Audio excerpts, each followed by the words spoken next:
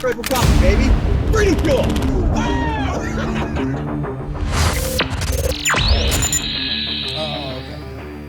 Okay, so best broadhead to use for brown bear hunting.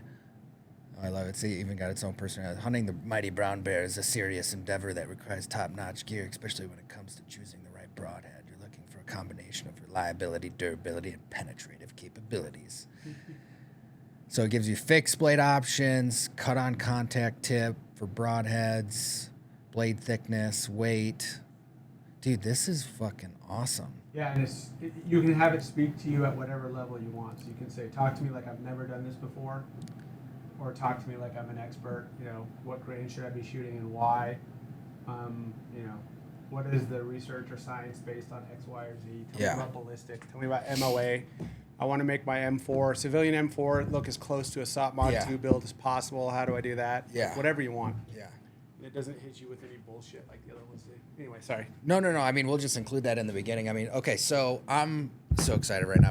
Okay, so I got Bill Thompson from Spartan Forge, and he was just giving me the rundown on the his app update. And so, okay, Ben, like, let's do the quick, like, let me take a shot of like the 60-second, like, sort of like rundown from my perspective. Okay, yeah, like let's the do consumer. So it's like if you took basically everything that you did in the military as far as intel gathering, and then what the people that you kick that off to do a specific mission and a specific task, if you took all that information and then you applied it in the civilian sector and specifically collecting data sets from everywhere that you can collect data sets, and you turn that into a mapping system that was overlaid with satellite imagery, LiDAR, and you've got some UAV and some other stuff in there, but you also integrated terrain features, animal, let's say animal tendencies and season cycles, and you put that all into one app, but basically also added an AI overlay on top of that. That's probably not even still doing it justice. Yeah, historical weather, other stuff like that. But that's pretty good. You did it. Let's go work out in cold plunge. Okay. Are we good? Yeah. Are we good here? All right. But is that? Yeah, that's pretty separate. Yeah, I mean, I was a chief warrant officer. You guys had those in the Marine Corps. Yep. My job was to solve targeting problems for the combatant commander in theater, and creative ways to do that, and kind of, bringing, maximum intelligence, maximum information, but make it as palatable as possible for the consumer in a way that's usable and understandable. In other words, if I pull a bunch of raw data, I'm like, here's your data, it doesn't do a lot for a commander. So understanding what his RFIs are, his requests for intelligence, understanding what their priority intelligence requirements are, and then gathering intelligence in the context of that, and then processing it and serving it up to him so that he can make a informed decision about where to put blood and treasure. Yeah. That was probably the 30,000 foot view of my job in the military. Okay. And then what? So you do that for a long time. You're a warrant officer. Yep. And then what was this spark that you're like, I'm going to take all this stuff and then apply that to something similar, but in a vastly different capability? Yeah. So it actually occurred to me, I was doing like a signals collection mission. I believe it was in Iraq, and it was probably like 2010 or 2011 or something like that. And I think they had just started doing like mapping apps for hunters and that type of stuff. I was also a hunter at the time. And I just thought, like, when I'm trying to answer questions for a commander, there's that, F3 EAD cycle: find, fix, finish, exploit, analyze, and disseminate. That's the whole targeting cycle, for an intelligence or kinetic operation or whatever it is. And what the current maps were doing was just kind of handling the fix and finish aspect. In other words, I want to get out in the field, not get lost, know the weather, drop some pins, and that's it. Yeah. And what I wanted to do was build something that was more soup to nuts, like start to finish, like every question a hunter might have, whether it was through our large language model Cyber Scout, or historical weather, or what's below the tree canopy that I can't see, what's going to influence animal movement. I had been building that stuff for the military, so I knew, first off, I was buying down a lot of risk, and just building it again in Spartan Forge, I knew what worked and what didn't. So I got to use the taxpayer dollar to figure out like this is a good ecosystem to build and this is a good place to build. I don't have a problem with that. So versus all the other bullshit that's going on, I think that's pretty good. Yeah. So I just basically took that idea and ran with it and set the business up in about 2017 and put out the first, I think it was 2019 or maybe 2020. I'm losing track of my days. But I just put out like the first website online that was just doing like weather and historical weather. And I think the AI prediction part, artificial intelligence was a big focus of my career for the last 5 years or so. So I put that out and we got a few thousand users just through nothing, word of mouth. And then I thought, oh, now there's when you a say need you here. put this out, are you the one building all this? It was myself and one other guy in the it was myself for the first year. And a lot of the rudimentary predictive networks and some of the first website stuff was me. And then there was another guy who I had on for like 6 months, and then he and I parted ways. He was still in the military. He left. And then once I had the first setup and people interested in it, then I brought on 2 other engineers that I worked with. So the first couple of years was just me. It was actually under a different name. I called it kind of a stupid name, but it was Open Season. That was the first name of it. And then when I brought the other guys on, I decided to go for a rebrand and did the Spartan Forge thing, which was a name I'd always thought about. So yeah, Open at first Season sounds like a Western film. Yeah, something weird or something like that. Yeah, like I don't know what I was thinking. But yeah, so just me for the first couple of years, and then brought more people on, and now we're at 20 or 25 people or something like that. Yeah. So from my perspective and being a knuckle dragger, the amount of data and all the different types of elements that you have layered on top of your Spartan Forge app, what about your military career made you uniquely capable to be able to put all of these things together? I think probably just doing it for a really tough customer, 04, 05. When I left the military, I was advising a 2-star general. And so they don't, as you know, have a lot of time for sorting through things, pomp and circumstance. Like, if you work for a general officer, you might have 10 minutes of his time a week. So you have to make everything really dense and all of the information there and everything presentable and understandable so they can look at it and go, got it, and go. Like make it in line with everything that they're doing. So I worked with those tough customers, people that were either using it in combat or using it at a very high level in the DoD or the Pentagon. So over time, I got that trial and error and learning from other warrant officers and other NCOs about how to get these things done, because dealing with people at that level in the military, again, it's fickle and you never know if you're doing the right thing or not, or is this going to get used or not? How much effort am I putting into this? So becoming a warrant officer and advising general officers and combatant commanders and stuff just put me in a place where what I was producing had to have impact, especially in the special operations community. It had to tie into their requirements and what they were doing, and it had to be usable right away. So just, continuing to do that and iterate that on that over many years, I think suited me well for doing it for the hunter, because they're also very disagreeable. Yeah. I'm one, so I can say that. Yeah, for sure. Ladies and gentlemen, thank you for listening or watching the Black Rifle Coffee Podcast. Please allow me to take a second to pay the bills and let you know what we've got going on here at Black Rifle, or I could say the best way that you can support us. I hope that you are in the coffee club currently. If you're not, you should be. Every month, we ship fresh roasted coffee directly to you, free of shipping, and you can get in the club, get in a 1-bagger or 1-boxer for as little as $15.99 a month. Also included in that subscription is a whole section of the website for partner discounts with over 100 brands within that. Discounts on everything from firearms to protein to outdoors products, you name it. We have partnered with some of the best in the outdoor firearms industries. And if you want something a little bit more, there's always a little bit more layered within the coffee club subscription. And I'm talking about the exclusive coffee subscription, otherwise known as the Evan coffee subscription, because it was something he specifically tailored towards himself, because he wanted to drink different coffees from different countries every single month. And then it gives us an excuse to come up with a whole bunch of different branding ideas and concepts. Last month we did the Army 250th coffee. This month is not tea. And then the next month is just this wild design for the Secret Water Society. So go ahead, get in the club. It's the best way to support the brand. We appreciate everything that you do for us here at Black Rifle Coffee. Now back to the show.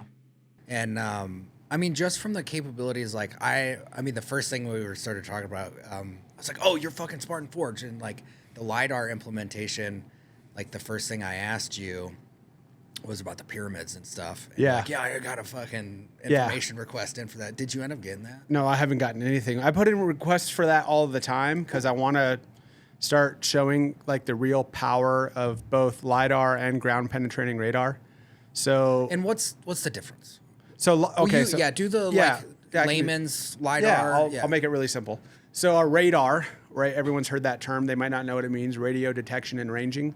So what that means is you can think of it like sound, but it's an electrical pulse that gets sent out to an object. It bounces off the object and comes back. And then the machine can measure the amount of time and look at the shift of the signal, and it can determine speed, bearing, velocity based on that. LiDAR is the same thing, only it's light detection and ranging.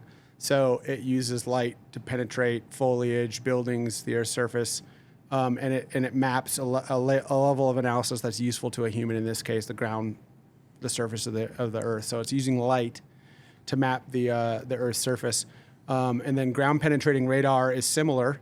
It's just a radar like I talked to before, but then based on the frequency and the where you are in the spectrum and how much power you're applying, tells you how deep you can look into the ground. So if you're looking at, maybe an excavation, or you're going to build some property and you want to know what's below it, or am I building over like some graves it gets used for, that type of thing, it allows you to penetrate the Earth's surface and understand what's going on using that same principle. Yeah.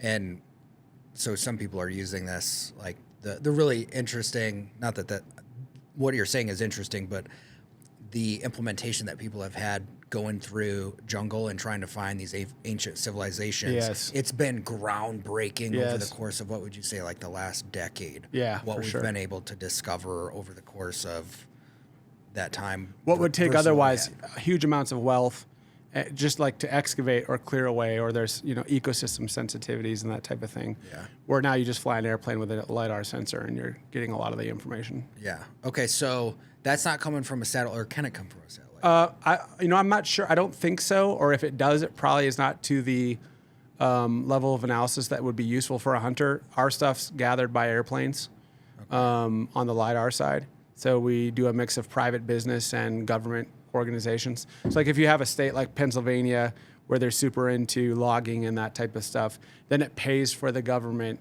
to fly these sensors and host them so people can look at where they want to do forestry, or where they want to knock things down, or where there's mining or whatever, and they make that data public.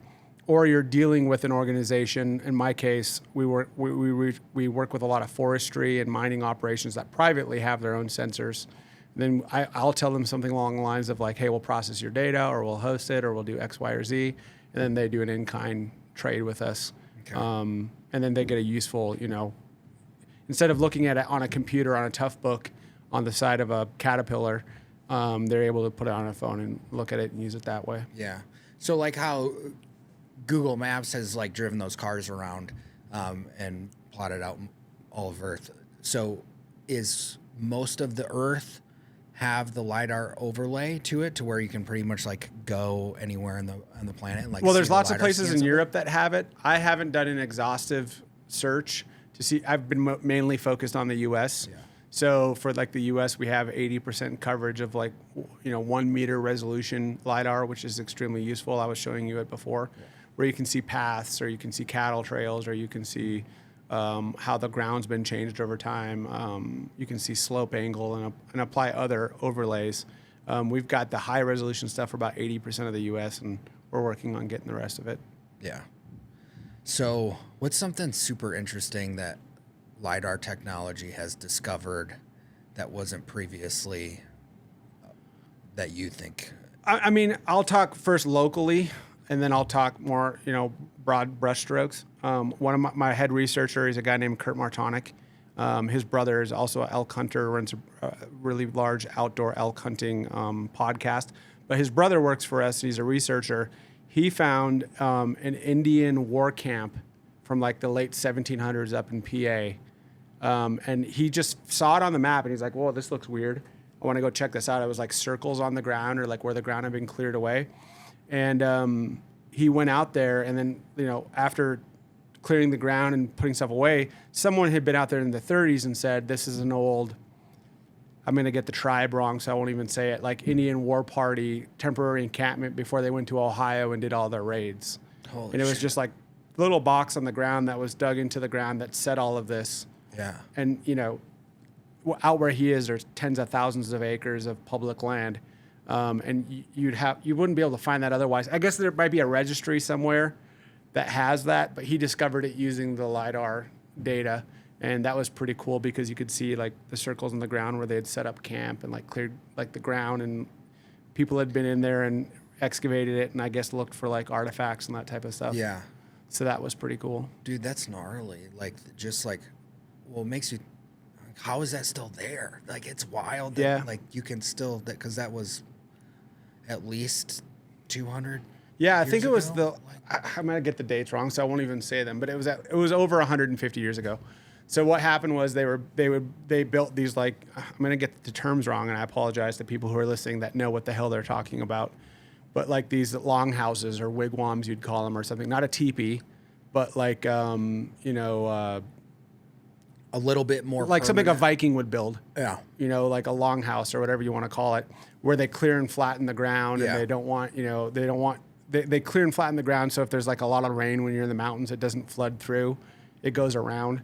So you can see all these spots where they meticulously flattened the ground and then built their structure on top of it. And then you can tell by the way that they're arrayed, how they're set up on the ground, that this must have been an Indian, and it was. They excavated it, and like, I guess in the 30s they went there and dug it up and found like artifacts and stuff. So they must have been there for a few months before they went and did these raids, and then, you know, took the booty back to wherever they'd come from. I can't remember what the tribe was. I should know, but I can't remember. Yeah. But it's pretty cool. Like, unless you're searching through like an archive or looking at what people did in the 30s when they're excavating old, like, you know, Native American sites or whatever, you wouldn't know that's there unless you knew where to look. But he was just scouting using the LiDAR, and he's like, wow, this looks strange on the ground. Yeah. Pretty awesome. Well, I mean, it's crazy to think about what that can do over time for archaeology. Yeah. When you're trying to figure out, okay, well, where were these kind of cultural hubs for different societies and tribes and civilizations over the course of long periods of time? And because archaeology is so expensive, like you're, you know, just digging for fucking oil and an area, hoping that something was there, right? Yep. And maybe you've got certain terrain features. Like I remember I went out to Colorado and I went hunting with Fred Eichler. Oh, sweet. And he had a spot for arrowheads. And we went out there. And then as soon as you set foot in that area, you were like, oh, I understand now. Like, it makes perfect sense because it was a good defensive position. Yep. It was an elevated plateau. You had a snaking river kind of coming across it to where you had 360-degree view of everything. And then you could also kind of like just put yourself in their place. In that mindset. Like, oh, okay, so here's where, like, you know, they were kind of setting up camp. And then like down below is where they were eating dinner.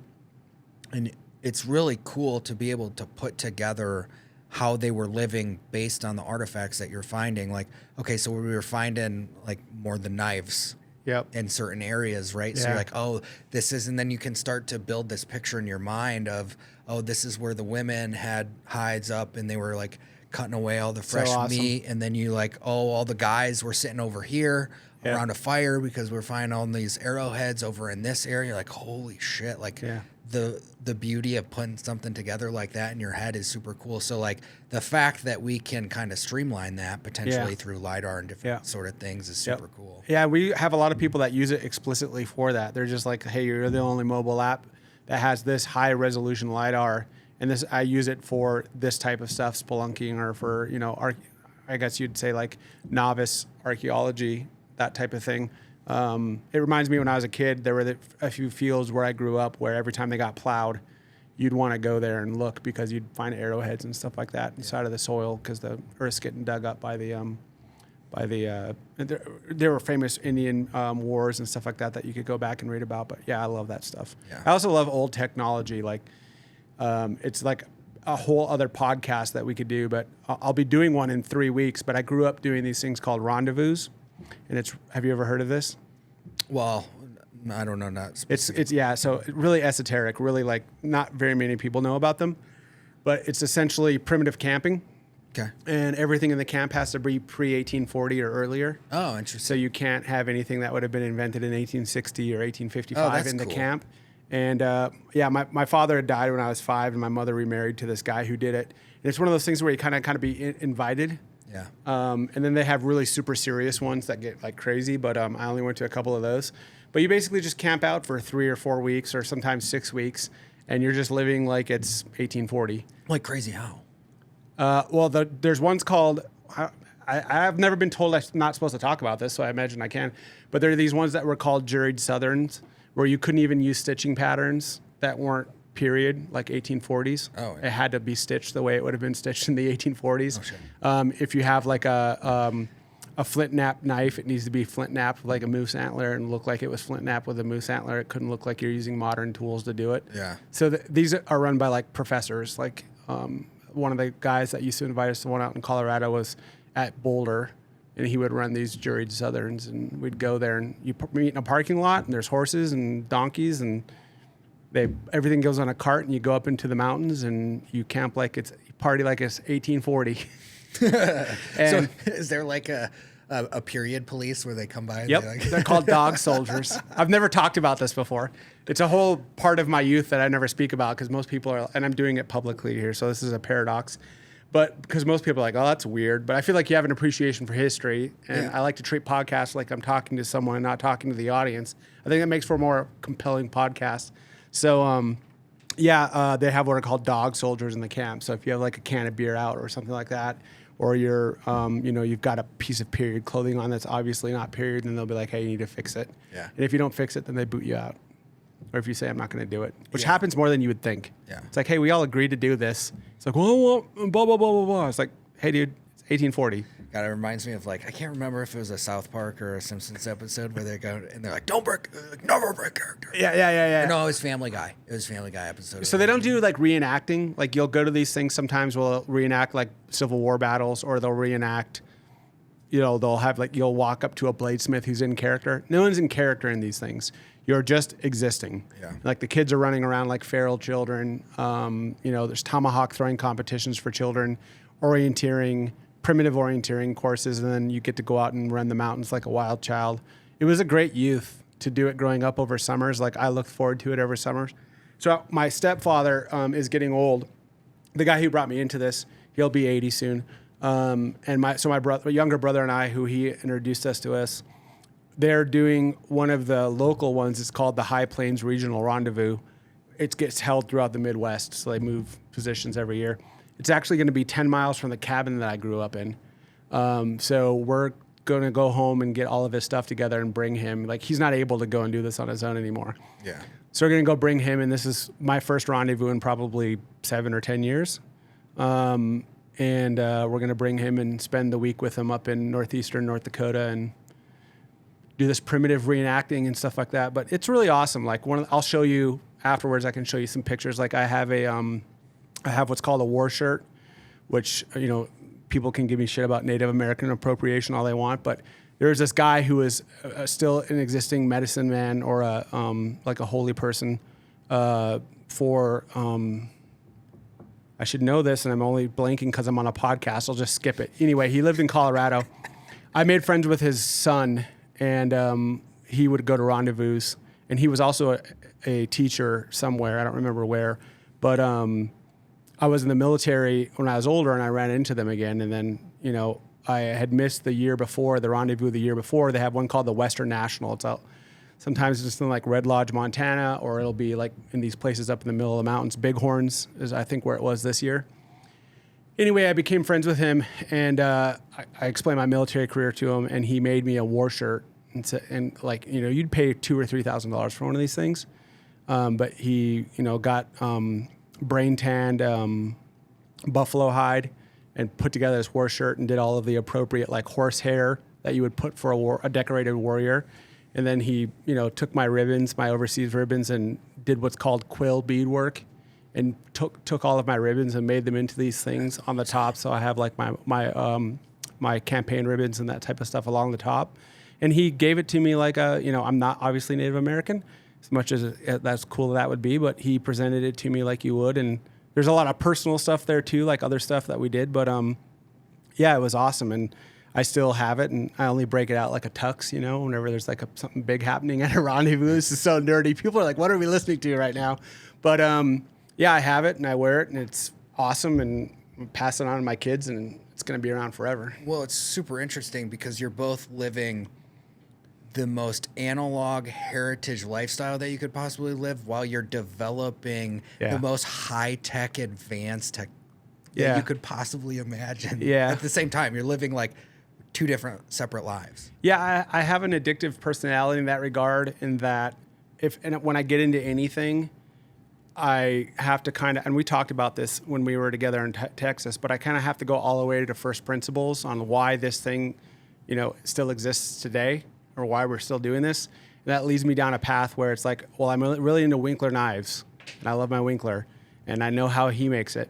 But now I want to know, okay, how have the knives evolved? And where did they start? Well, they started with flint knapping obsidian, or flint knapping a flint knife. Yeah. And with the handles and how sinew got made and all of that stuff. And I'm like, well, now I want to make one of those knives. So I've made a few of those where I'm knapping my own flint, and I'm using a deer antler, a moose antler, and then I'm getting the sinew out of the backbone of a deer and making the string and drying it and doing all of that stuff.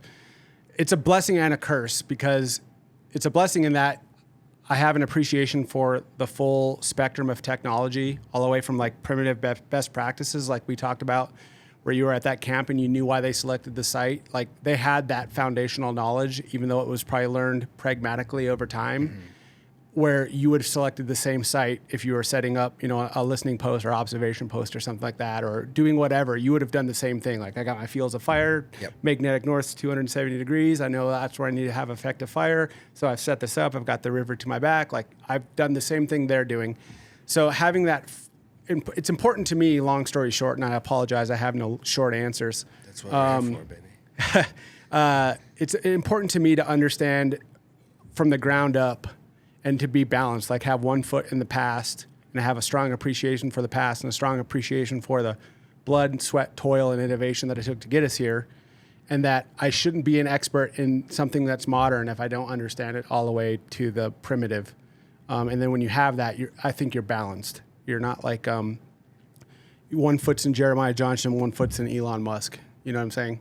Like, I fucking love that. Yeah. So, and that makes you durable. So when systems fail, which they inevitably do, you can resort to first principles or founding doctrine on something, and you're just as effective as you would have been if you're doing it using a computer, or you're using a needle on a leaf in the water. I think this becomes hyper important as we move further and further down this tech era absolutely, that we're in, right? Like, I was talking to Evan and Clint about it last night. We were like, dude, this is Clint Trial. Yeah. My homie. I love that guy. Yeah.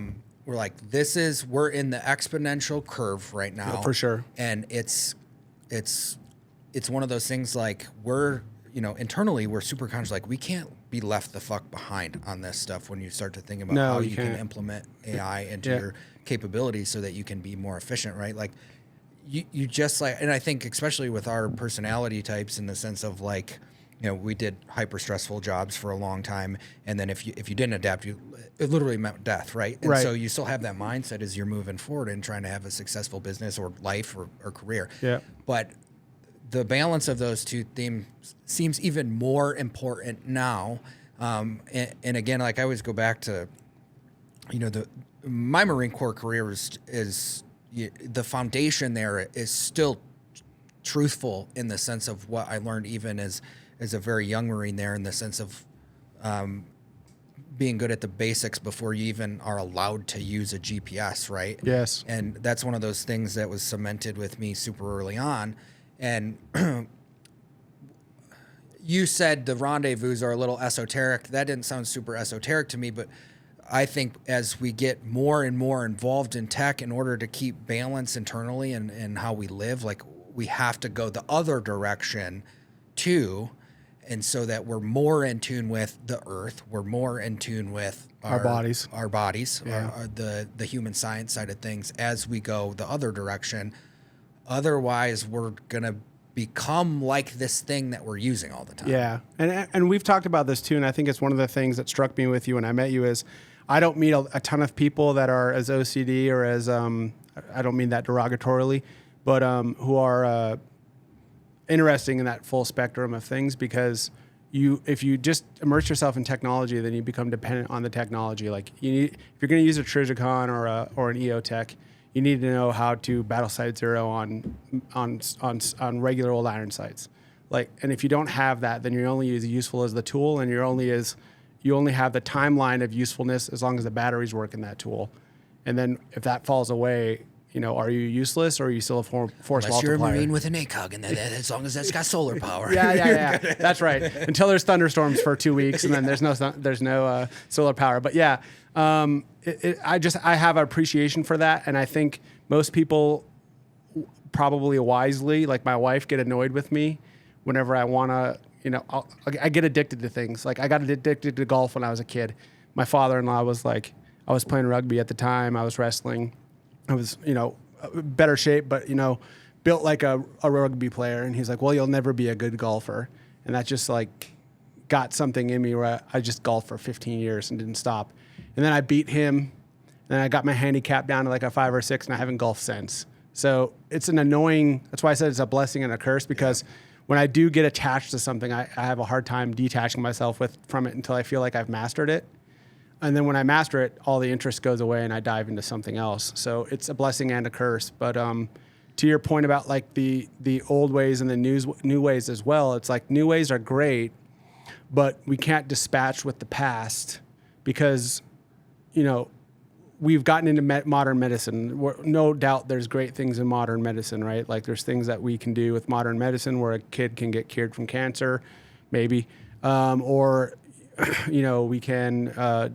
I'm trying to think of something useful in modern medicine. I almost never go to the doctor. But there are x-rays are modern medicine technology that we can use to, we can get a diagnosis on a broken bone, and that's awesome, right?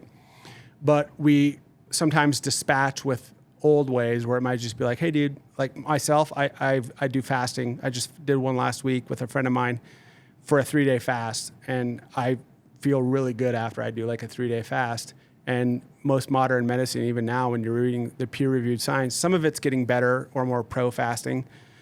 But that was a staple for, first off, it was the reality of life, right? If you weren't killing, you weren't eating. Yeah.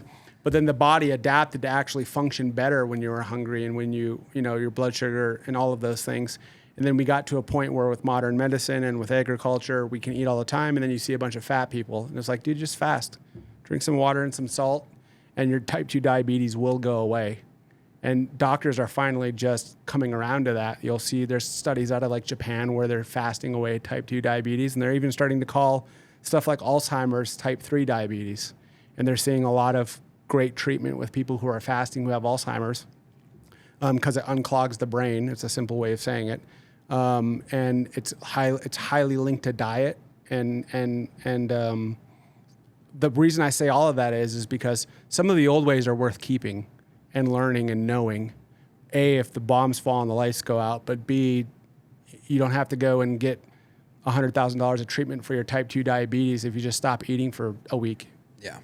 And then start eating responsibly.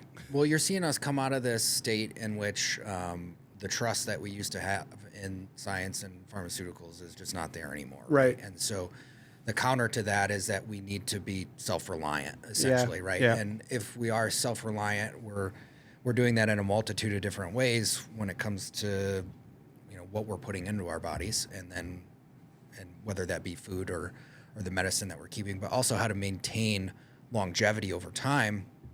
Because it's like, my grandpa's a perfect example of it. Like, he became a vessel for prescriptions because this one caused something that this one did, and then so he had to take that one to treat that side effect, and then the next thing you know, you're on 15 things, and then this is obviously what killed him. Yeah, that this 15 different types of pills that he's having to put in his body on a regular basis, like this obviously isn't sustainable long term, and we're doing something wrong, as opposed to educating people from the beginning on how to live well Yeah. So that we don't get to this point. And I think that you see a lot of people like, I don't know, we're going to see people over the course of the next 20 years who are old and in super good shape, more so than we've ever seen in history. Yeah. And that's going to hopefully inspire this younger generation to be like, wait, what the fuck were you doing? To where you're like, you're running a marathon at 85. Yeah. You are playing with your great grandkids. You're filming Mission Impossible 6. He finally is starting to look old, man. Yeah, exactly. Right. He's 60 something now. But he's still doing the jumping out of airplanes. He did the flaming parachute stunt 16 times for the movie. 18 total. Insane. I didn't see it yet, but I just saw. I was like, because one of our buddies, Steve Curtis, was the first one to do the flaming parachute stunt. First recorded. Wow. And then I saw that they put that in the movie there. And then Tom Cruise was like, hold my beer. 18 times for that movie. It's not even the wildest stunt you get on that film. No, I mean, like, that's like, you got to have so much respect for that. I mean, between his desire to still do this stuff, and then also, man, you look at everything he's capable of, from like he listed off, like, you know, he can fly helicopters, planes, parachutes, on top of, like, he's got his realtor's license. Yeah. And I like looking at, you know, having good idols. And I don't know, the Scientology thing kind of weirds me out. That's weird. Yeah. For sure. We can call it weird, but the other stuff, super cool. Yeah. Last great movie star. Yeah. And so yeah, that keeping that balance there in place. And I don't know, you said the rendezvous were a little bit esoteric. What do you think? What do you say is esoteric about what that is? Just known by few. Just like not a lot of people know about them or have heard of them. I rarely run into somebody who's like, oh yeah, I know what that is. Or they might have known about it like peripherally, but they've never done it. I don't run into many people who've done them, let alone done something like a juried Southern, which is like, or at least I don't know what they call it now. I've been out of that game for a long time. That might be something totally different. But dude, you know what'd be cool? Sorry. No, go for it. If you did that, but at sea. That would be insane. Is anybody doing that? I don't think so, but that would be cool. Like, you got to navigate by the stars on a. There might be some people who do that type of thing. I bet you Robert Redford does it. If I thought about it, I bet you Robert Redford's out there with what do you call that thing with the you're shooting the stars and you're getting your latitude or whatever. I don't know how to do it, but I want to know how to do it. Yeah, I do too. It's I'm afraid of the water. Not afraid of it. I'm shitty in the water. So I was joining the military. Initially, I was like, I want to be a Navy SEAL. I've got aspirations to write a book one day. No, I don't. But I want to be a SEAL, and they gave me like the little water test or whatever. And I was like, well, it's the Army for me. I just suck in the water. So one of the things I talked to my wife about was, you know, probably like around 60 or so, I want to learn how to, you know, use an old wind-powered boat, you know, and sail somewhere, do something like, you know, 30 days on the water. Yeah. To kind of conquer that fear, because the ocean scares the hell out of me. Like, just the vastness of it. And I mean, that and the idea of going to space are pretty much the same thing to me. But deep into the unknown. Yeah. My retirement plan is to have a coffee farm in Hawaii, and I want to sail there. Like, I want that to be like how you kick it off. Yeah. Yeah. So that'd be sweet. And that's now you and I are talking this. See, this is why we can have conversations, because that's one of the things I've been thinking too.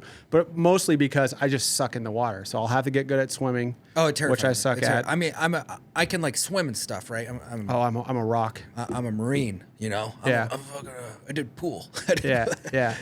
I can wade water for about 10 minutes, and I swim horribly. I swim like a 6-foot Icelandic guy. Yeah. Well, actually, no. Vikings were probably great swimmers, but. Look at me. You can see how I swim. You think so? The Vikings? I don't know. I would assume so, because they were seafaring, so there must have been some block of instruction that there were level 10 tasks that the Vikings were getting on how to swim when the boat capsizes or whatever. I don't know. I can't remember. It's an assumption. I can't remember if I'm blending fact or fiction now, because I read so much shit. But so the design of the Viking ships was based off of sea lions. Like, you know how the hulls of Viking ships are kind of curved and twisted? Yeah. They were watching sea lions. I'm pretty sure it was sea lions. Like, how they move through the water. Mm-hmm. And they basically analyzed, like, the twisting motion and how they were able to move through rough waters really well. And that's why they developed Viking ships to be the shape that they are. That's awesome. Yeah. I did not know that. I mean, I should know that. My mother, my mother's whole side's, my older brother's born in Iceland. My mother's family's all from Iceland. I've only been there once, but I should know more about it than I do, but I don't. Some people are really into like their lineage and like where they come from. I'm kind of prima facie into it. I should know more, but I don't.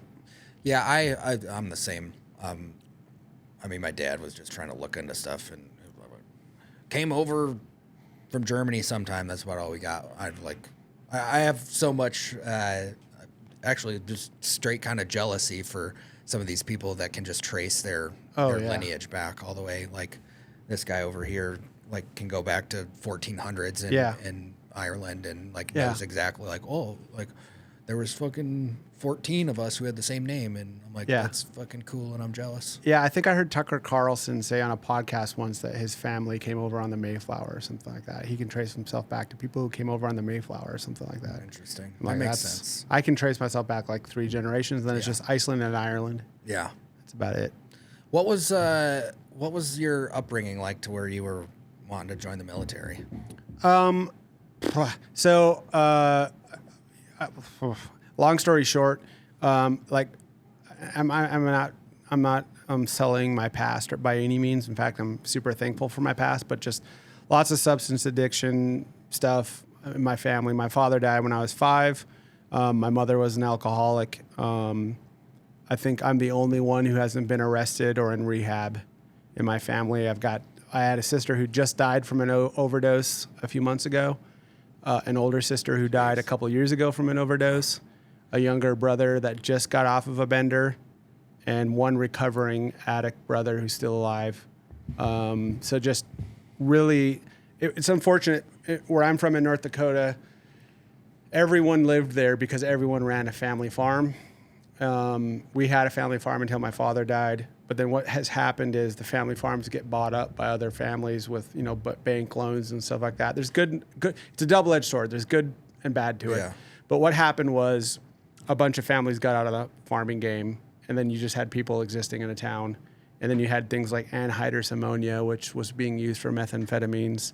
And the drug stuff really got bad probably around the time I was 10, and then really got bad up until probably like 2015. Drugs were a huge problem out there.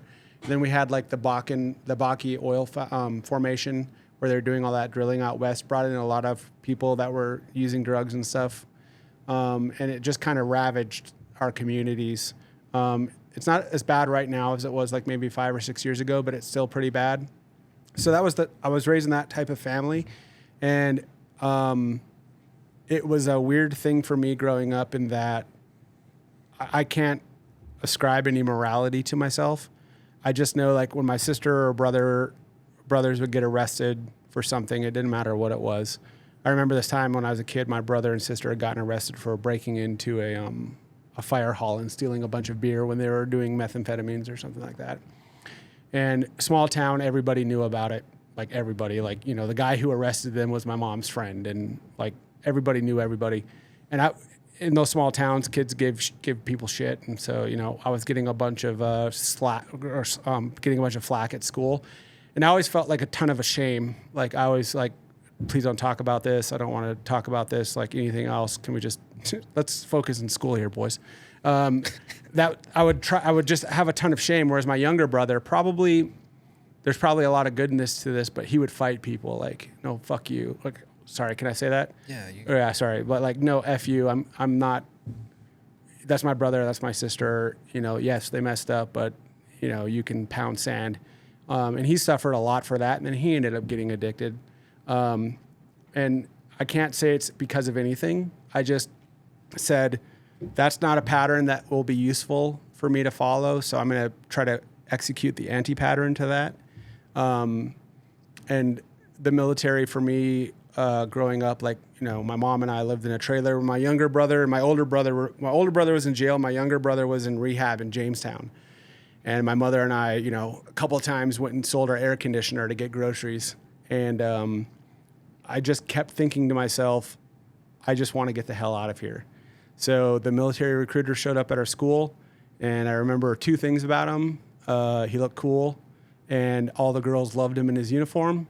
And he was promising me a one-way ticket out of North Dakota, which I love North Dakota. I still go back there now, but I needed to get out at that point, or I think I probably would have eventually ended up on a similar path to what I just described. So I joined the military at 17, signed on the line, and got the hell out of Dodge while the getting was good. And the rest is kind of history. So it seems like, from what you've been saying, your whole family had addictive or has addictive tendencies.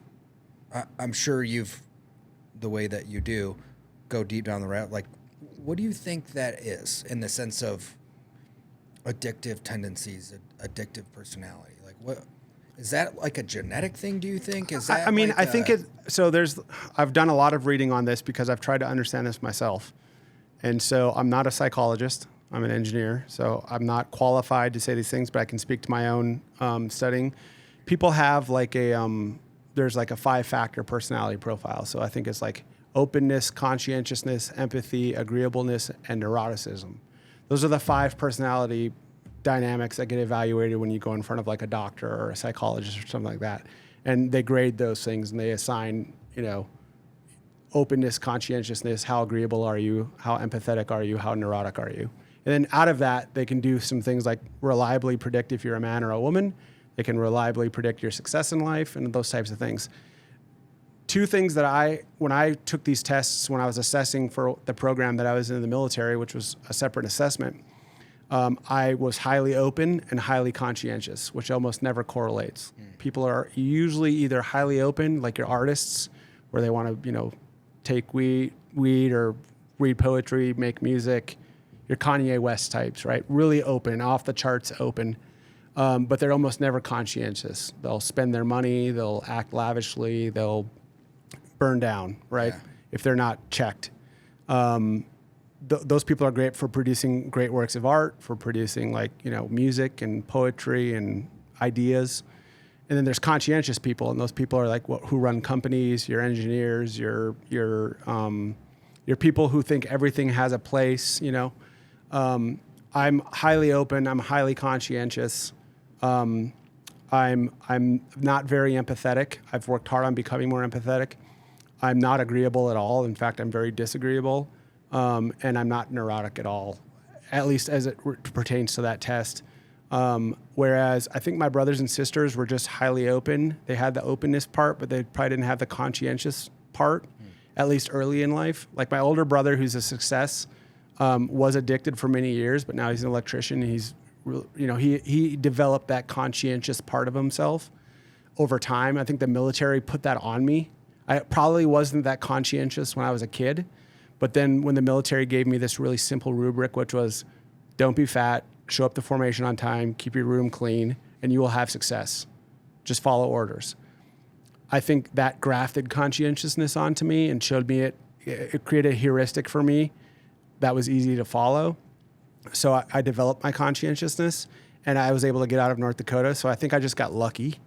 Whereas my brothers and sisters had that open dynamic where they wanted to explore, they wanted to, and they were probably too young at that time, right, to take like psychoactive stimulants and that type of thing. Bad circumstances. And in bad circumstances. And then I think, and personally, and we won't go very far into this, but we can if you want to, but like, I think there's also like a God-shaped hole in people where you can replace it with other things. You can replace it with nature. You can replace it with great art. You can fill the God-shaped hole with other things. They never really had that foundation into at least at that point in their lives. I can't speak for them now. They're either dead or adults, and I don't talk to them as much as I should now. But I think people that don't have a lot of meaning in their life, or they haven't set themselves on a charted a course for themselves to do something, will oftentimes try to quell the emptiness of that hole with substance. Yeah. And that is a loop, that is a destructive loop, right? Yeah. Because the more and more you make yourself unconscious to the world, the more empty you feel, and then you medicate more, and then the medicating is not working, and so you're more displeased with the state of affairs, so you medicate more, and it creates this negative feedback loop that I think takes people, and I have that tendency in me. Like I recognize when that tendency in me is coming out where I just want to like, things are bad and I just want to, drink for 4 days. I've not ever done it before, but I can feel it. Yeah. And then I'll usually try to focus on something else, hyper focus on something else. So I would just say I'm lucky.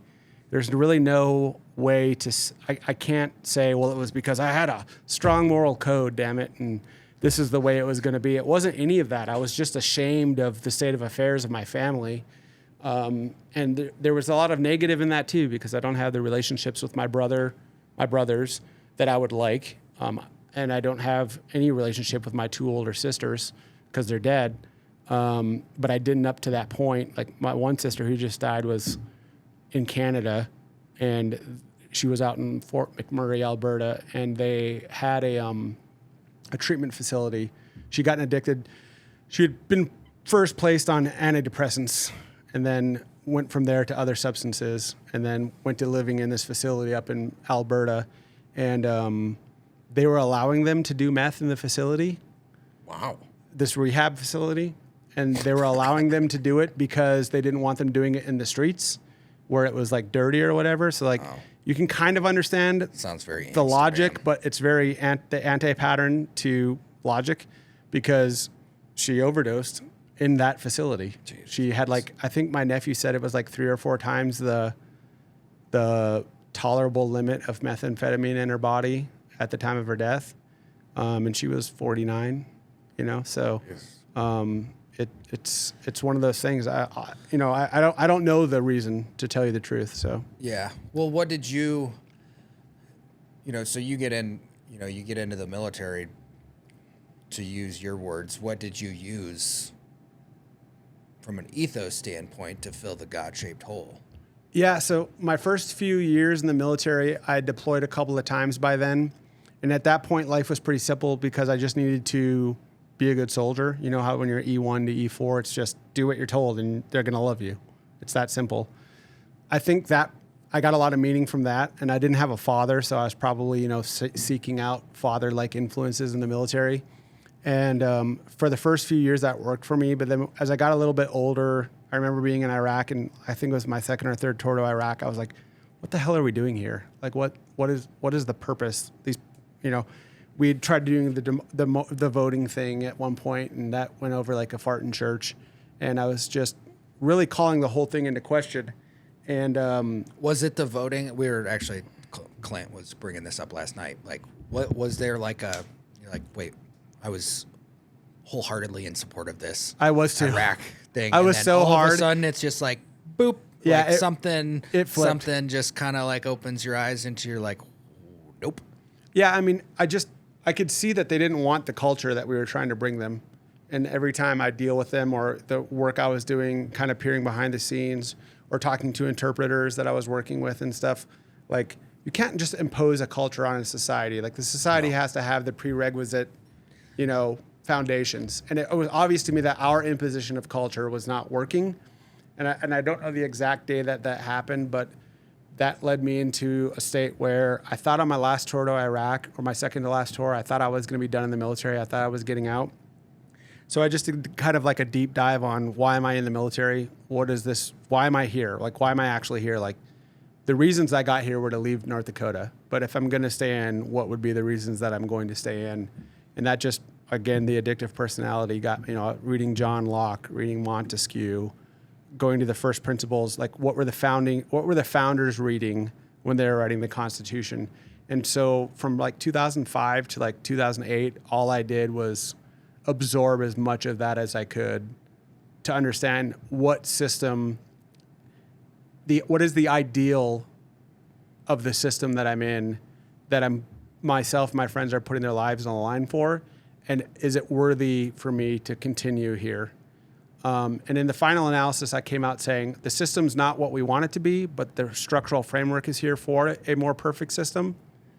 And I can do the best by it by continuing to serve. So I decided to stay in. But if you had asked me at the beginning of that deployment, when I went down that rabbit hole, I would have said, no, I'm done. I'm a pawn of the machine right now, which I was.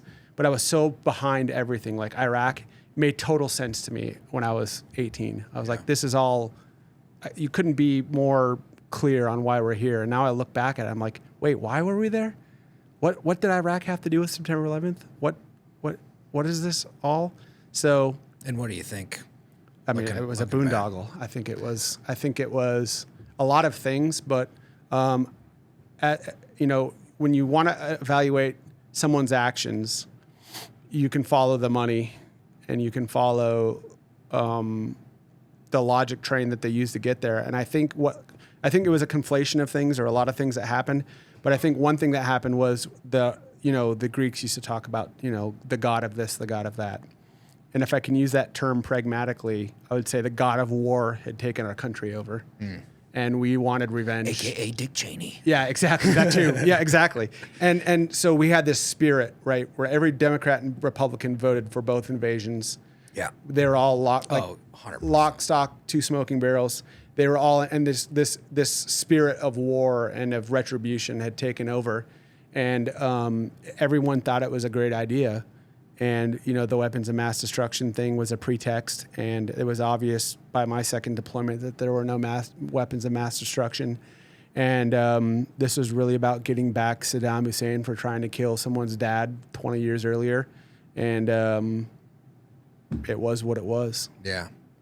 So, I mean, you go down that, you go down that rabbit hole. You went almost another decade after that. What kept you there?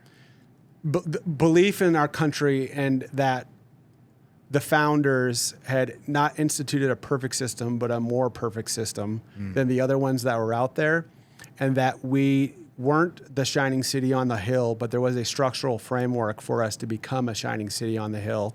And that in my capacity as a soldier at that time, that was the best way that I could further the system, was by making sure that soldiers who decided to stay in knew the reasons why they were staying in, and that they were independent thinkers. Because the education system, doesn't teach us how to think; it teaches us what to think, and it needs to get back to teaching us how to think. So that's super interesting, dude. Yeah, we had a bunch of young people that were coming in and just being told, like, climate change is bad, the U.S. is bad, slavery was bad, and my study was.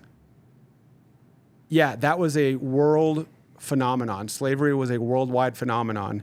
Everyone's using fossil fuels. Everyone was oppressive to women at some point in their past.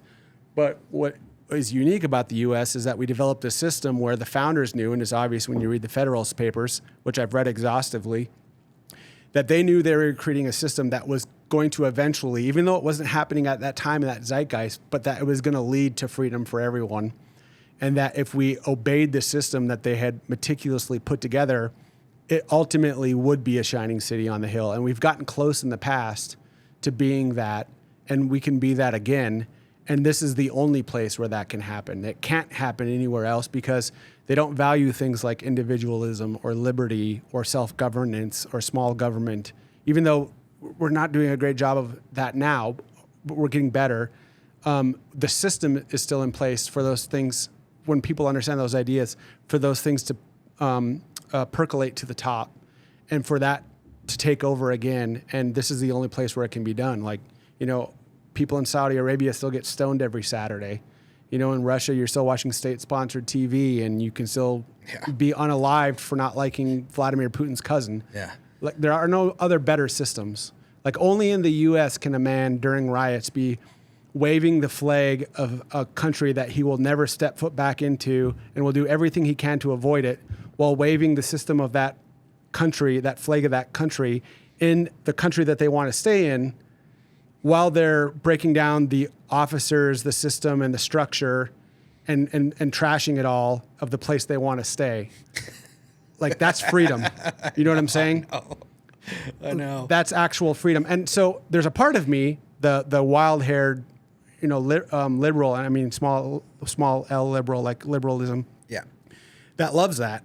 I love that we have blue-haired baristas. I'm in the Black Rifle coffee studios, right? Like, I love that we have people that are coming up with new ways to make coffee or different types of weird music.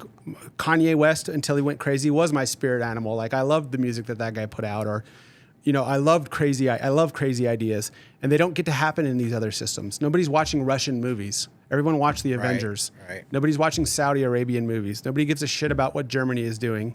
Maybe up 15, 20, 100 years ago we did. They built great pianos and cars, but now they're just as in bed with Russia as the rest of them. They can say they're not, but they're purchasing 50% of their natural gas from Putin. You can say you're not funding the war machine and that you're for NATO, but you're not.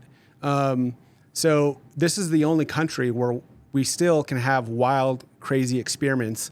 And even though it's not the perfect system, it's the most perfect system. And I believe in it.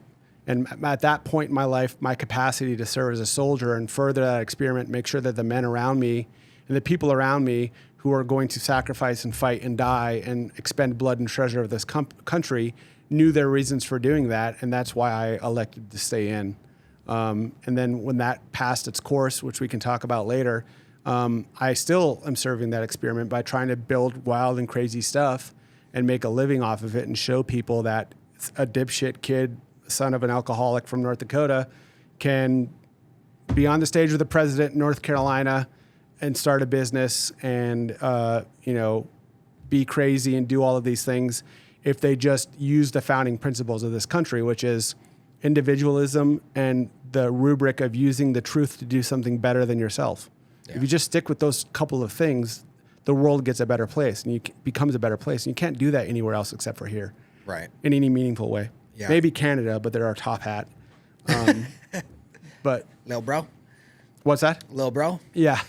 I think that you're right there. I love that. The thing I've been pondering lately is is the desire for people to maintain their culture part of, or is it in line with how much their survivability, in the sense of, do we ascertain our own personal survivability to the maintenance of our culture over time, and say that, I feel like, are we tied to our culture and our communities, in the sense where I can feel if those things are dying and they're not prospering, we in turn feel like we are dying. And that question leads me to, like, what is the culture of America, and how do we make sure that this is maintained over time so the city on the hill continues for fucking ever, right? Yeah. And I think that what you just said really defines it, and I also love it from an ethos standpoint, in the sense of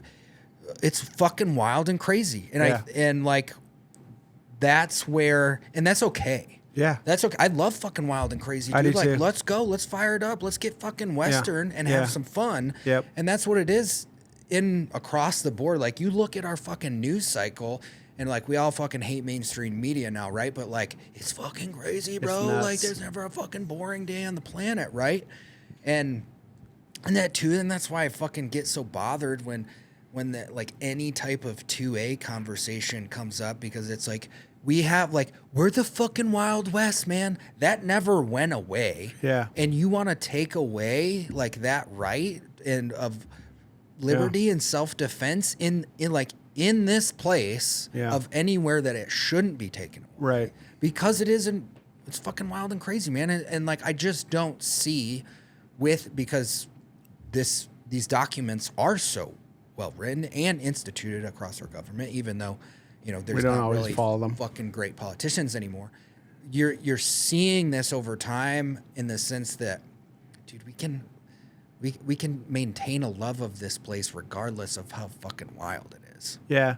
I mean, that and you bring up some great points, and one of the points that I would like to make, to your point about loving the blue hairs and the craziness, and the fact that we're such a well established country, and we have so much prosperity and abundance that we can sit around and wonder what gender we are. That doesn't exist in the Sudan. They're just trying to get to the next meal or not get their hand lopped off. They're just fucking bringing water from the fucking river. Yeah, exactly. Day to day. So I there's a part of me that's as long as they're not imposing something on me, they can do whatever they want and act however they want. And it's undergirded by a broader philosophy, which is you should have these pockets of crazy, but they should be undergirded by, you can have these really open people, but they need to be guarded by people who are conscientious. Yeah. The border needs to be secure. The country needs to be secure. We need to have the rule of law. But then inside of that matrix, Texas is the perfect example. You have big red Texas where God, guns, freedom, all of that stuff, individual autonomy, F you to the government. And then you have, Austin or Houston where you have these really pockets of really hippie people and like, what Rogan's doing with, we were just at the mothership, you can have all the craziness that you want there, but it's undergirded by a system where it's like, leave our craziness alone. If you try to mess with it, it's kind of like a little brother. Like you and I have a little brother. We're the crazy gun-toting, blah, blah, blah, blah, blah. And we've got this fruity little brother who, plays for the other team. And he's got these crazy ideas and he wants to make up a soy-based coffee. And it's like someone starts making fun of him. You and I'll be like, you leave him alone. If you talk shit about him again, I'll pound you. That's my crazy little brother. Yeah. And he gets to do what he wants. And that's how the country should work. We protect our own. These are the laws that we all agree on. We have these pockets of craziness that we will defend because that's where great ideas come from. But it has to be undergirded by a system of rule and law. And that is the way the founders built the country, which is why we had the Senate as it was stood up and why we had the House of Representatives. That's how that was supposed to work. The House of Representatives was supposed to cook up crazy ideas. And then the Senate was supposed to say, slow down, Turbo. Like, I know you want to do this soy-based mocha formula here, but you got to think about X, Y, and Z. And there's got to be that conscientious guy to be like, here's how you keep the bills paid while you're cooking up these ideas. And that's the same thing with the government. It's like you have this slow-moving system that is undergirding everything. And then you have these pockets of ideas, and that's what the House is supposed to be. And then the Senate shuts it down and gets good ideas through to the president, and he executes on them. So it is a good system, and we need not to do a lot with it. And we can have all of the craziness that we want as long as we're not imposing costs on other people to achieve our ends. Like, I'm not going to tell you every hour you need to call me by a different gender. That's a positive impasse on someone else's life. It would be like saying you can't litter. Well, I'm fine with that law, but you can't make up a law that says you have to pick up litter wherever you see it. And that's what they're doing with the language lexicon is, you have to abide by my rules that I'm making up arbitrarily at any time, and it's going to impose a cost on you to do it. And if you don't, you're going to lose your job. Yeah. Speaking of cost too, as we're recording this, we're in a pretty fucking wild and crazy time. Yeah, and it's, for sure. It's interesting with, Trump puts Elon in charge, Doge gets created. We're like, fuck yeah, let's cut back. And then all of a sudden we're hit with this like fucking beef for fucking whatever the fuck. But I don't know. You look at this and you're like, what the fuck, guys? Right. What the fuck is going on? Come on. Like, this was supposed to, like, one of the most highly intelligent men on the planet, probably. And, our president, like, beefing over social media. This is not... isn't seemingly a good look. How do these guys like let this happen? And then also, is this a distraction from like, oh hey, we were gonna not spend money, we were gonna give the opportunity to cut taxes. Where do you think we're at with all this stuff, and where do we fucking go from here? I mean, I think I'll try to sum it up quickly. If we don't course correct soon, it's going to end badly.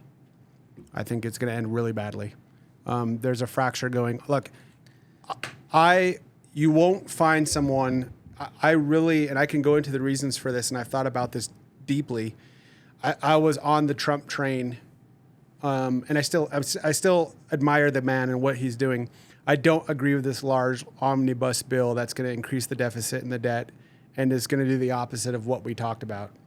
That being said, I totally understand Elon's position of, look, I went and sacrificed my companies, my public image, all of my investors, my billions of my own net worth to slash $200 to $400 billion out of the government, and now you're just going to increase it all. It's crazy when you say it like I totally understand that side of the fight, but I also understand Trump's side of the fight in that we need to pass some stuff, we need to get this through, but to me, that wasn't the way to do it. And so there's a fundamental disagreement going on there, and there's also two huge egos, which is what we love about them is, they're bombastic, and and there's an archetype there that both of them play out.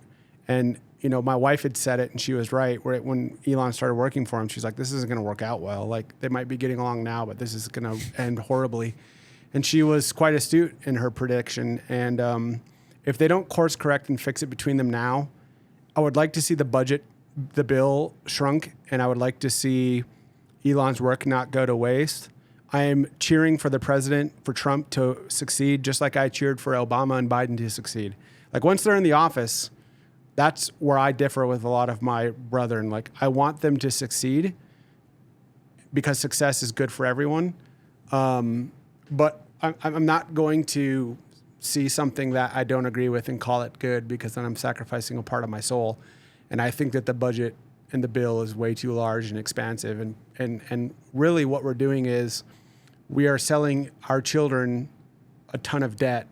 Well, you and I will never pay off this debt.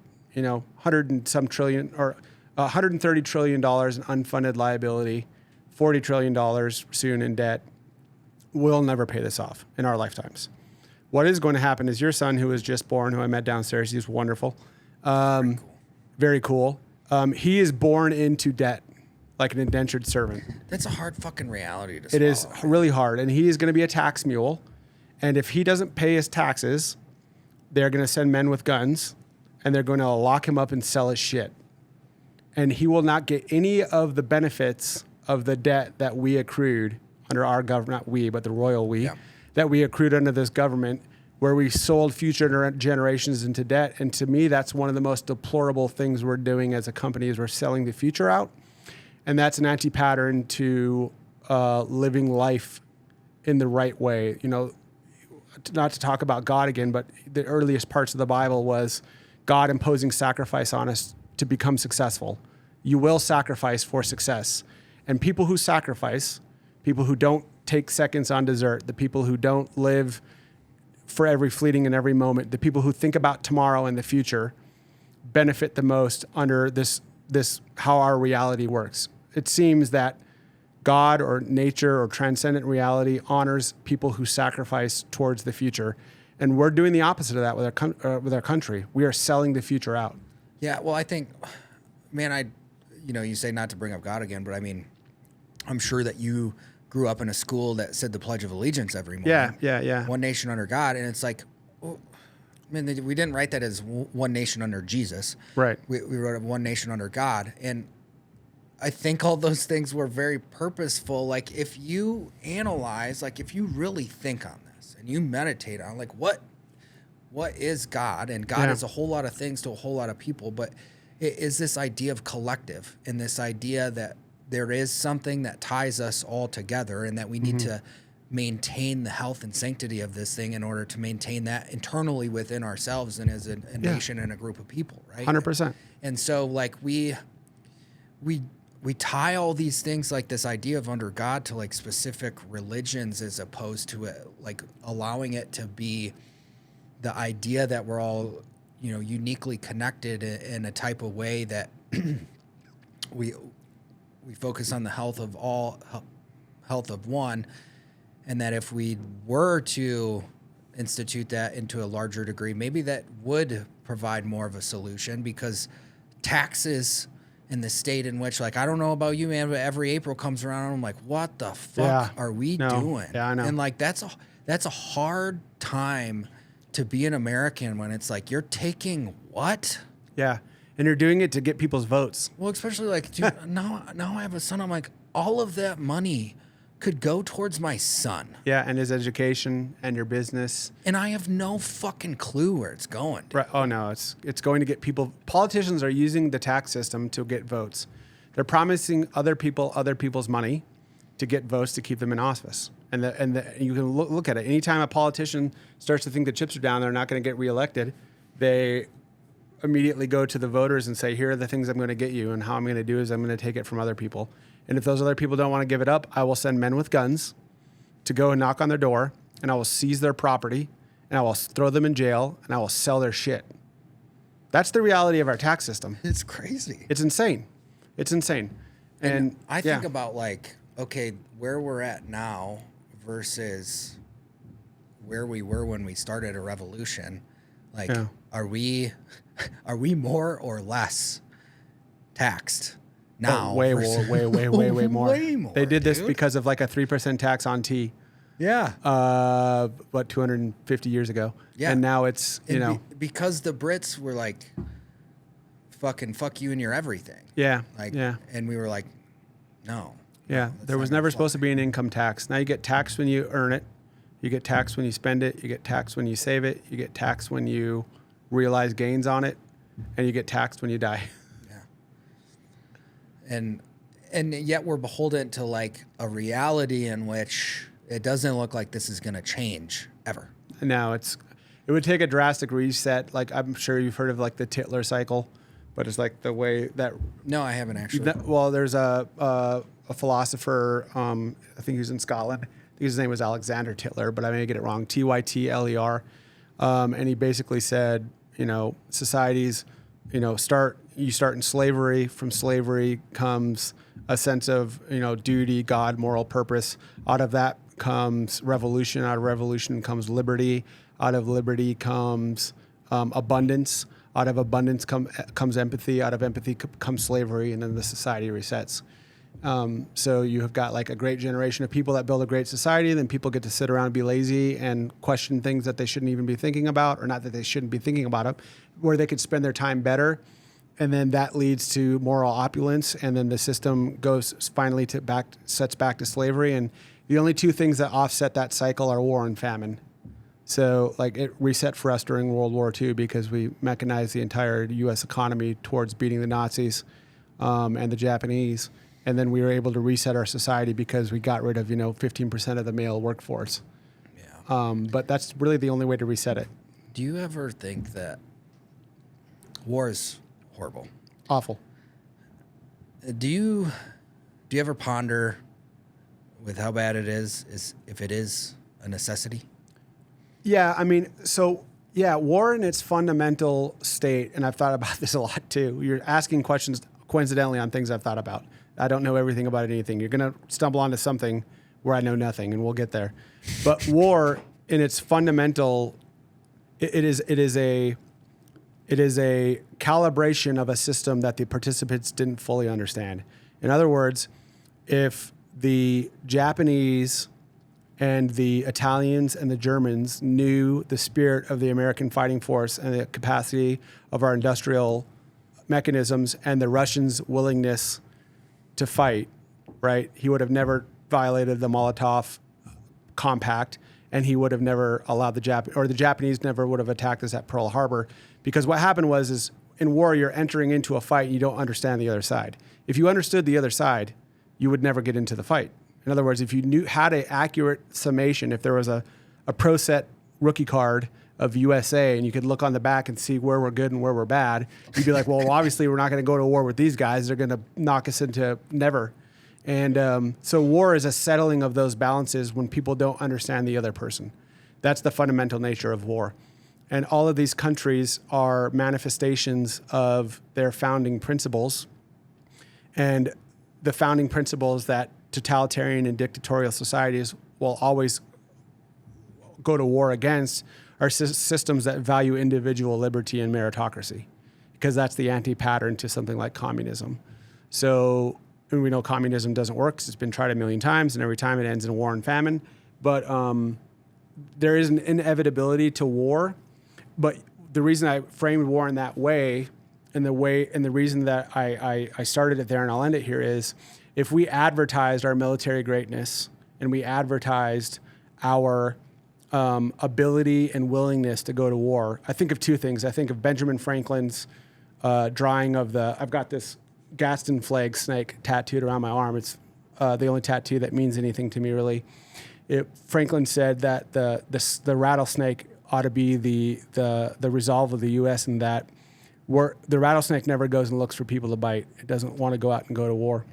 It will stay in its den, and if you don't mess with it, if you don't tread on it, it will leave you alone.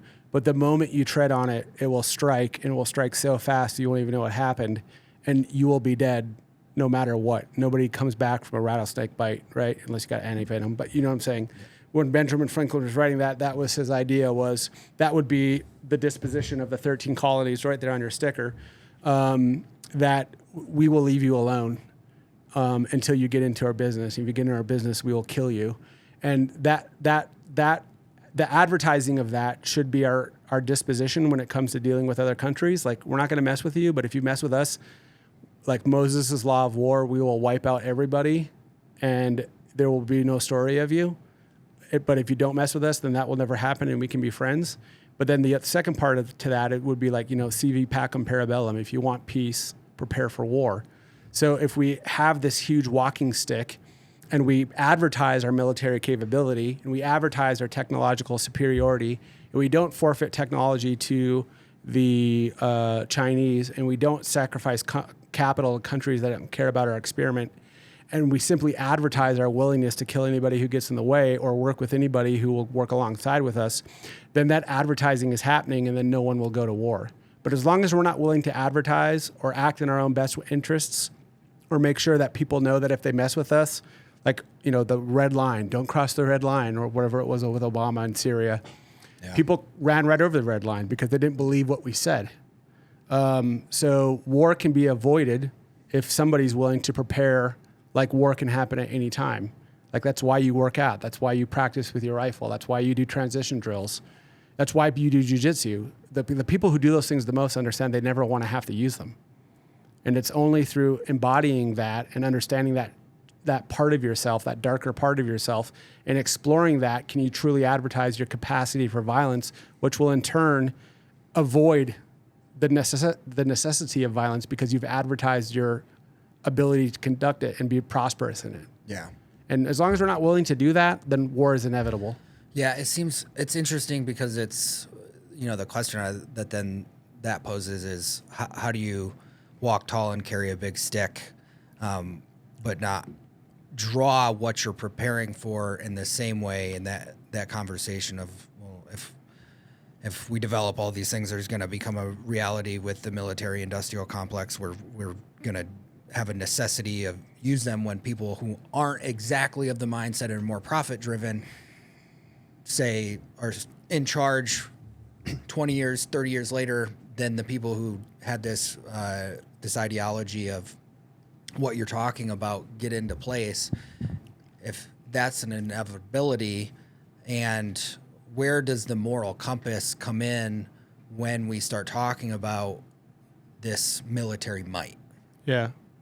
I mean, there's a lot that you asked there, but I would say, that military capacity and lethality isn't causally linked to budget. You don't need a military industrial complex to have the best military in the world. If you have a free technology that's producing, or a free society that's producing the best technology, the second and third order effects of that will be a scalable military that doesn't require the budget that it once required, because we have superior technology and superior firepower. So you can still cut deficits. You can still keep the military at 3%, 4% of GDP, as long as you are making it as lethal and as egalitarian, as meritocracy based as possible. And you can maintain that lethality and people will know to never mess with us. But it only happens in a truly free system where people can be free to pursue their own ends. Elon needs to be doing what Elon does. And as long as Elon keeps doing that, it's the satellites, the technology, the self-driving cars, those things come as a natural course. And then the government can build contracts and mechanize based off of that. And the society can come at that. And as long as we do that under the rubric of we are the shining city on the hill, and if you don't mess with us, we will not mess with you. Then you're the bully on the parade. You're the English.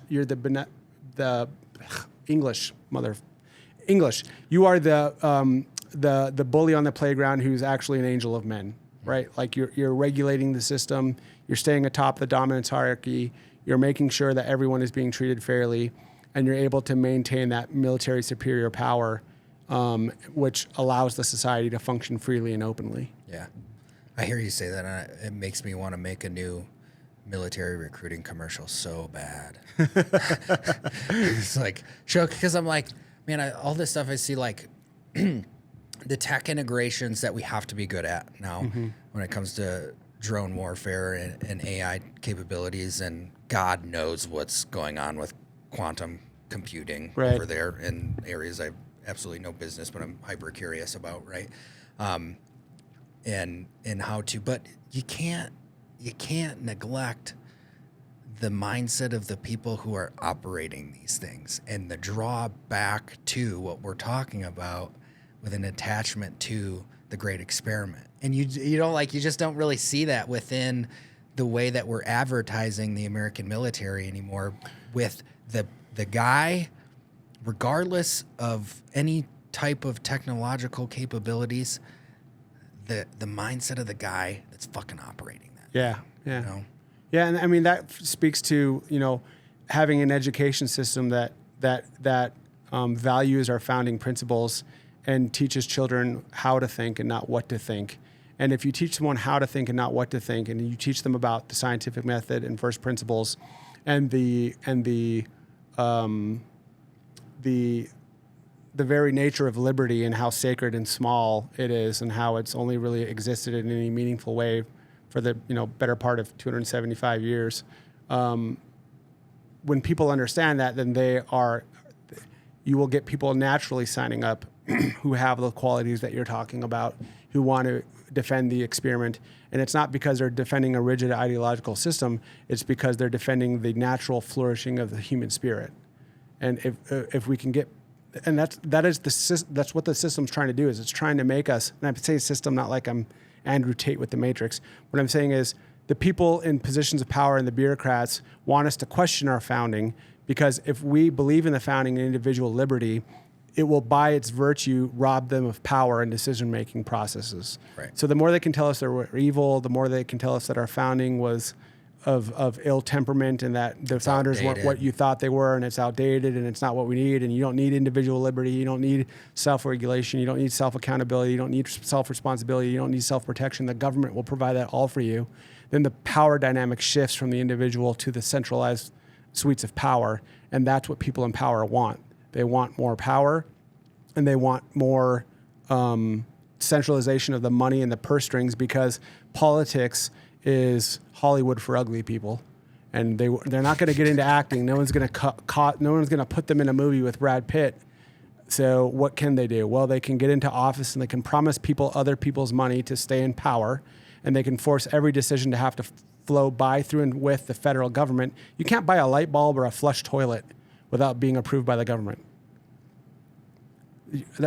How ridiculous is that? Like, when you actually think about it, like, what amount of profundity does a state legislator not have that a federal legislator has to tell you what type of light bulb you can buy? And why wouldn't we want a system of competing light bulb technologies and trying to come up with the best thing, instead of the government full of a bunch of people who've never built a light bulb telling you what kind you can build and how much power they can consume and where you can install them and what they must be made of, and the person's never built a light bulb?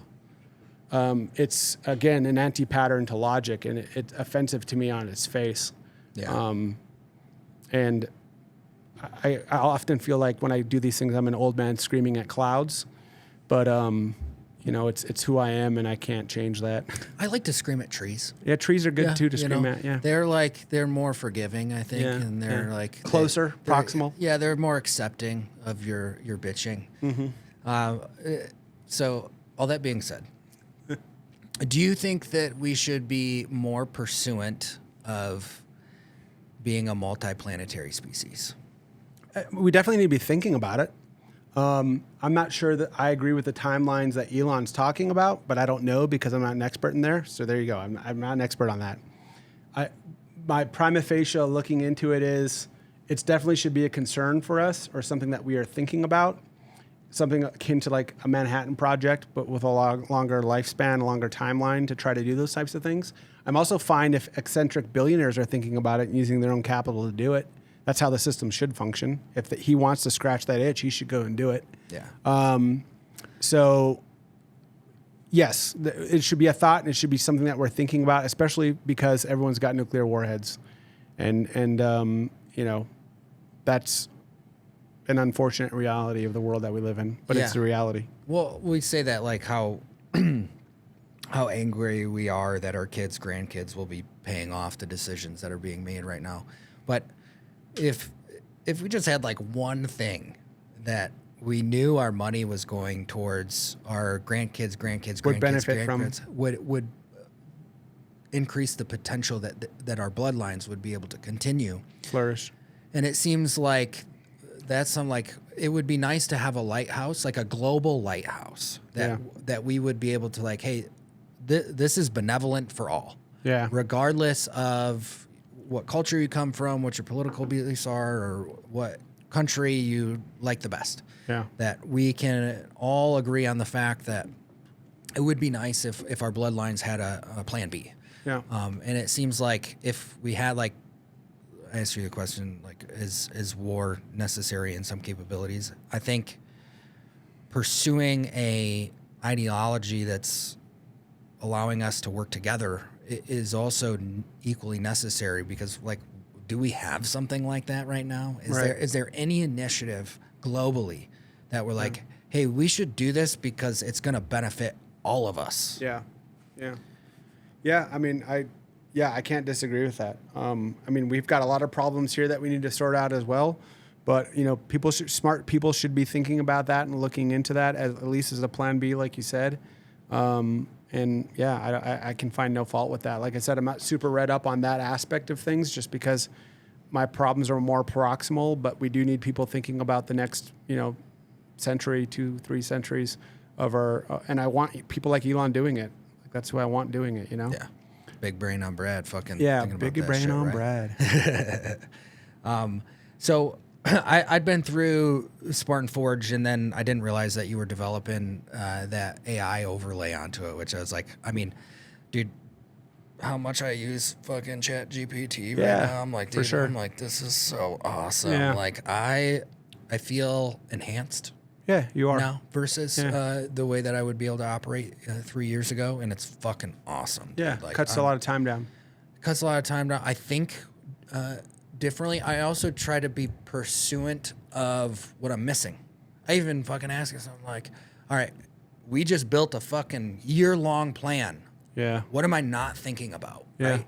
And it spits out fucking paragraphs of information. I'm like, that's bullshit. I'm like, oh, fuck. That's pretty good. That little fucking nugget, I wasn't thinking about that. And I like that. And like, that's why I can't wait to fucking get into your AI, dude, because it's like hunting is so fucking hard, dude. Yeah. It's so much so fucking hard. And like, I'm one of those guys, I'm like, give me every fucking advantage I can possibly achieve.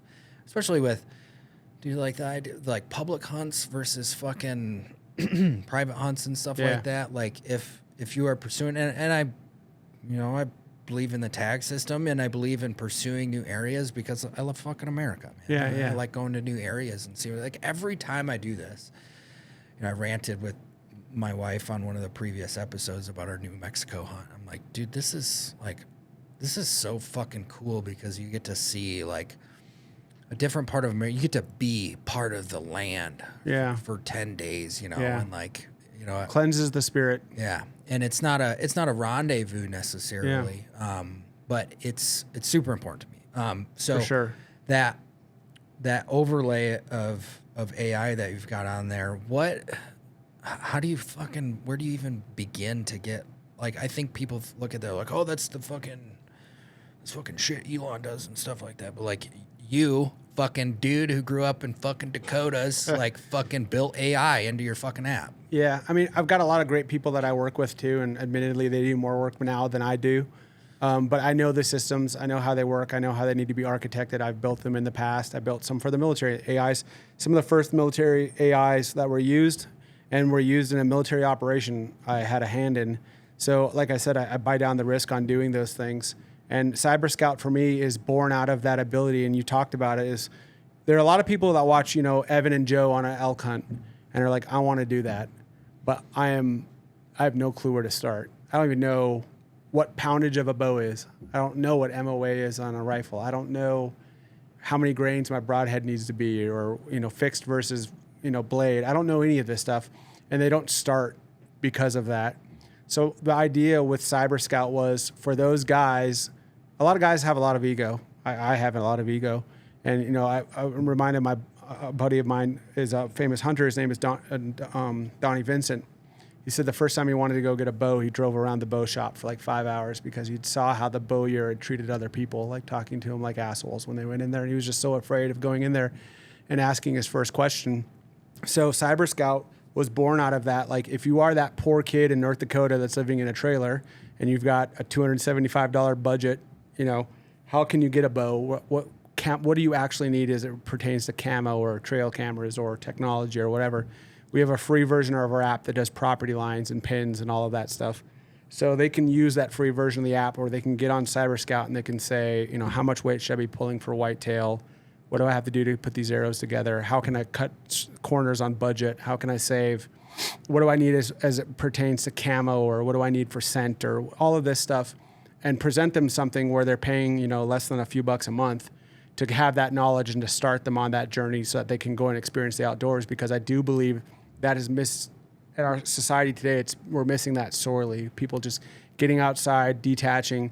And I know that's a paradox, someone who runs an AI company saying that, but like I said, I like to be balanced. Like, I like to go and do my monthly or my yearly hunting trip up in Pennsylvania where I'm not touching my phone and I'm just out there chasing whitetails in the woods. It cleanses the spirit. It resets you in a way that's, you know, puts you in touch with a very deep layer of reality.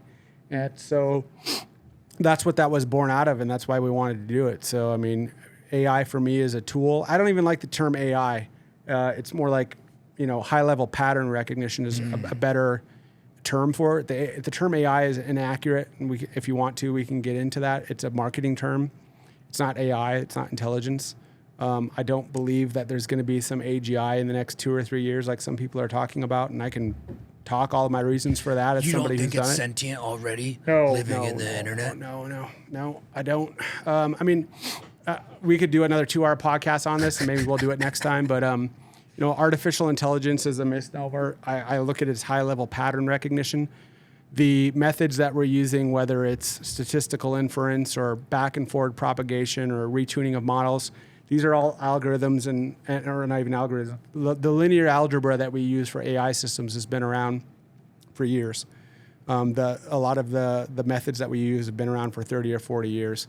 What we lacked was the computational capacity, and we lacked the training data. So there was no internet, and there were no tensor processing units or GPUs or TPUs. There were only CPUs. CPUs are only good at doing things linearly, like task, where these other TPUs and GPUs that I mentioned can do things, many things at one time. And so the computational capacity came, and then we had the training data, which was the internet. So then we began to train these models. But the models themselves, they're not intelligent. It's not artificial intelligence in the sense of the word of intelligence. We can really get down a rabbit hole. I'm going to keep this really simple. Intelligence transcends the training data of a system and can make inferences and thoughts about the system that aren't in the system. That's intelligence. So I'll try to keep this really simple for all of the listeners and not get too crazy here. But you can have a system of rules. Say you're a mechanic, and you have a book on how to work on a 1973 Ford Mach 1. And then you have tools that sit in your tool bench, right? And then you've got this car, the 1973 Mach 1. You've got the Jane's manual. So you've got these tools, you've got a system, and you've got a subject. And you can do work on that, and you can read the book, and you can do everything, right? That book is the training data, right? And then you have the subject and the person and the item that it's working on. A human can look at that car and see a problem that's either A, not in the manual, or B, how it can come up with a way to fix that car that's not in the manual, and it can transcend the system of control that it's built on. That's intelligence. So in other words, say he doesn't have a 3/4 socket wrench, so he's, you know, doing something with a monkey wrench, or he's fixing something or doing something. He's transcending the system, and he's coming up either using a different tool in a new way or a new tool in a different way, and he's still fixing the problem of the system, of the engine. That's intelligence. That's art. That's Mozart. That's Beethoven. That's Goethe. That's the founders, right? There's pre-existing systems. There's training data, but they come up with a new way in a new system that no one has ever thought of or tried, and then it's successful. Machines can't do that. Machines can only do what they're trained to do, and it requires a person to train the system, to give it data that's built off of conscious thought. So we're interacting on the internet, we're generating training data. And then the system has to be trained, and the neurons have to be programmed, and a human evaluates. Well, we have seen systems that can evaluate them, but the human builds the systems. The training data goes through the system, the neuron architecture is made. It's a weighting of systems. We only call them neurons, but they're not neurons in the traditional sense. They're not organic neurons, they're synthetic neurons. They get weighted, and then the system says, here's the quickest way to go from A to Z. Mm-hmm. It can only do that based on the system and the training data. It will never come, an artificial intelligence, AGI, in order to, if you look at things like the Turing test and all of these thinkers, these systems will never come up with something or to do something in a way that hasn't been trained on. It can't do it. It doesn't even know the data that it's working on. When you look at an architecture of a recurrent neural network or a convolutional neural network, it can only take data and weight neurons based on the data and then put an output. That's it. That's all it can do. It can't do anything else. You can't query the system on data it hasn't been trained on, and it can't produce an output. That's not intelligence. That's computational capacity. That's a computer. It's computing, and it's using mathematics and linear algebra to do that. And I'm simplifying it a bit, but it's not intelligence in the sense of the word. And you mentioned quantum before. Intelligence, it seems, is and there's people who are a lot smarter on me than this. Someone like Penrose would be someone people should read. He's got The Emperor's New Mind, is a great book on this subject. But consciousness is not computational. I agree. That's his theory, and I agree with that theory. In other words, there's something fundamental happening where it's a likely, I think, and I agree with Penrose on this, that the human brain is a quantum system that at the base level, using things like gravity and these things called microtubules that exist in the brain, that there's not just linear algebra. We're not just calculators spitting out an answer. It can spit out answers very fast, but only based on the data. The human brain can come up with new ideas, new systems, new ways to use tool and transcend systems that it's been trained on. That's intelligence. That is happening probably, and this is a theory, and for the physicists right now who are listening to the engineer, I apologize. I'm not a physicist. I've only read books on it. What we are is probably that the human is probably a computer, a meat machine that leverages quantum states, and that acts of consciousness are actually breaking down of the wave. Mm. So you can think of a quantum state. I shouldn't get into this. You spin a coin, the coin spins. Is it heads or tails? Well, you don't know until you observe it. So if people want to Google like the double slit experiment, they can get into it. What's the cat in the box? Is kind Schrodinger's cat. Yeah, it's kind of so the cat's not alive or dead until you observe it. Right. Same thing. The sine wave. I'm going to get way too deep. Anyway. No, go. It breaks down, and only when it breaks down do you have a fleeting moment of consciousness. So a lot of your brain, you're programming a different part of your brain to handle things unconsciously. Like if you learn the piano at first, it's really difficult and you're learning and you're really poor at it. But then once you get good at it, the pattern gets put into a different part of your brain, into the back of your brain, and then it becomes unconscious. Then you can just sit down at a piano and blah, blah, blah, blah, blah, blah. Computers can't do that. And that level of training and that level of artistry and that level of intelligence, a computer can't do. But what is likely going on is machines are really good at computing. They're really good at using linear algebra, but that's all they are is computers. We call it artificial intelligence. It's just a pattern recognition machine. We use some pattern recognition to do tasks in the world, but then once we do the tasks enough, it gets moved to a different part of the brain where it largely becomes unconscious. And I think, has to do with quantum states. It has to do with these microtubules that Penrose has talked about. It has to do with Schrodinger's cat. It has to do with a breakdown of the wave function and these moments of consciousness. And that only exists in humans. Well, there's some argument that it can exist in like elephants and dolphins and that type of thing. But again, I'm not an expert there. So the artificial intelligence thing is a misnomer, and it's people are missing the point. Yeah, well, part of the point within this too is like, I love the philosophy around intelligence in general, but like when I go through, I'm like, man, if I could just have a larger memory, I would be way smarter. Yes, yeah. How does the brain ascertain what gets remembered? And like, obviously some people have better memories than others. So it's like, man, I don't remember, like, I remember feeling super smart when you're going through university fucking math, but like, I don't fucking remember any of that shit anymore, So like how do we fucking enhance the fucking hard drive? Well, I mean, I think I'll say it simply, and I'm not an expert. I'm not a psychologist. I've just spent a lot of time thinking about these things. I think the role of the brain is actually to forget. The role of the brain is to incorporate conscious memory into unconscious memory. And then you forget about things. Like our eyes are tuned for visible light. Our brain doesn't see x-rays. It doesn't see all of these things. The brain is focused on whatever's fundamental to finding food, avoiding conflict or winning in conflict, and mating.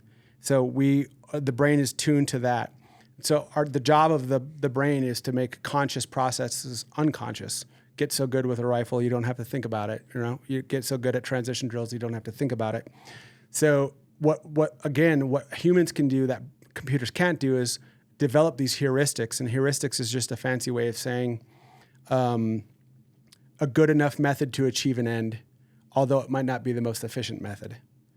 Machines are tuned and trained to use the most efficient. This is the best answer I can give you based on the training data, but it can't transcend the training data. A human can when it comes to whether it's Euclidean geometry or understanding gravity or even the basis of mathematics. There are things in there that we can't say for sure whether or not they are true, but we can operate in a world where we can understand the mathematics, we can understand the geometry, and we can draw heuristics out of them that allow us to operate in the world, and that's intelligence. Yeah. So to your point, I think the better brain actually, I'm not talking about Alzheimer's, but I am talking about the faster you can make something conscious, unconscious, and retain the data or the lesson of the data, and then embody it, incorporate it into the world, you've got a more efficient machine. Yeah.